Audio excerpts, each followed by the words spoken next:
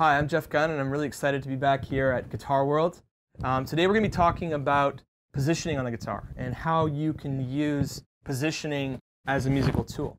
Now, for example, if we take an A minor chord, standard A minor chord, there's all different ways that you can do variations using your fingering hand. I could play an A minor here. I could play an A minor here. I could play an A minor here. Depending on what the song calls for, perhaps you want to play the verse here and you want to play an A minor here on the chorus. It depends as a factor. Now, the other factor besides choosing where to play a chord using the fingering hand is your strumming hand and all the different ways that you can sound chords. One thing that we don't always pay attention to is where am I actually striking the strings. I'll give you an example on a standard A minor chord. If I strike the strings close to the bridge, it sounds like this. Very piercing type of tone. If I strike it between the bridge and the fretboard, it sounds like this. Wow, notice how that changed the sound. If I do it, say, at the 19th fret, again, you get a different tone. And over top of the 12th fret, you can hear the tone changes each time, quite dramatically from this to this. Okay? I'm going to take a standard progression in a song that I actually had to play, and it's the same progression throughout.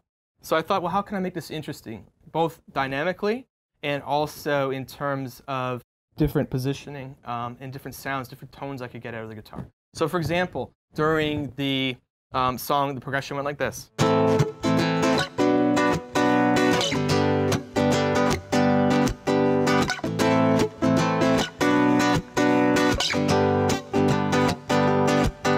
So I would play it there, midway between the bridge and the fretboard. But during the second verse, for variety's sake, I thought, well, how can I change the tone and dynamics a little bit? The band dropped out, it was just me and the singer. So what I did was I said, I'm going to strum it actually right here at the 12th fret. And you can actually hear how it changes the feel. I'll give you an example.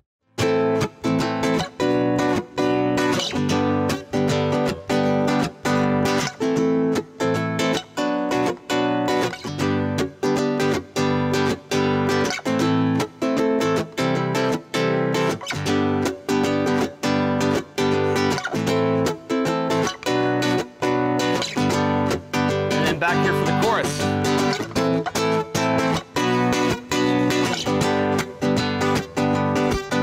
And you can hear how it changes the dynamics, it changes the feel, and I thought that was a really cool way to use positioning as a way to get a different tone out of the guitar.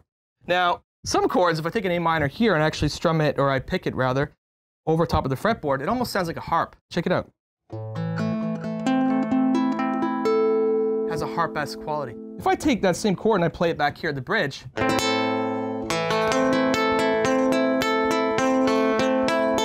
sounds like a Japanese koto, when you're playing that. So depending on what kind of tone you want, you can totally shape the tones over a single chord. And I challenge you at home to basically try picking in different registers, or different areas of the guitar, that is, and thinking about where does the song call for this particular one. Maybe you just want to play the whole song midway between the bridge and the fretboard, but maybe there's a certain section of the song that you think sounds better over top of the actual fretboard itself. So I want us to think about particularly strumming hand positioning, okay?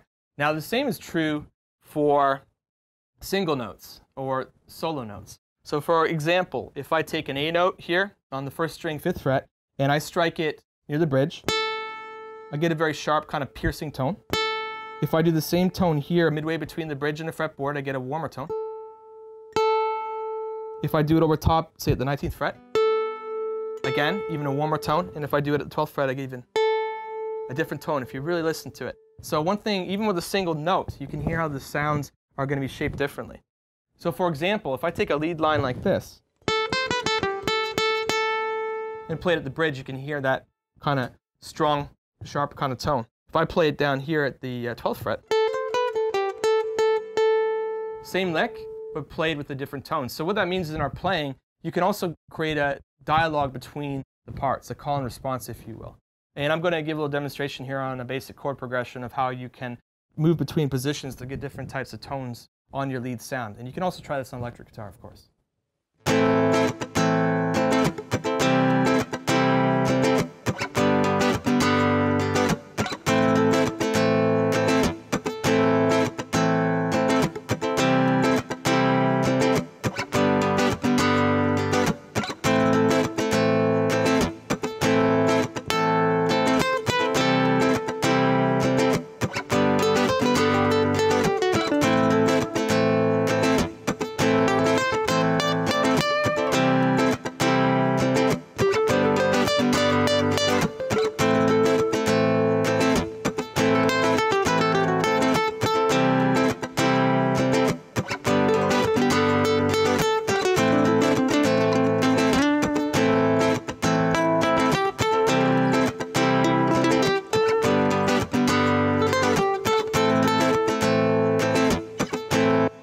you could hear how the sound would change depending on where I picked it.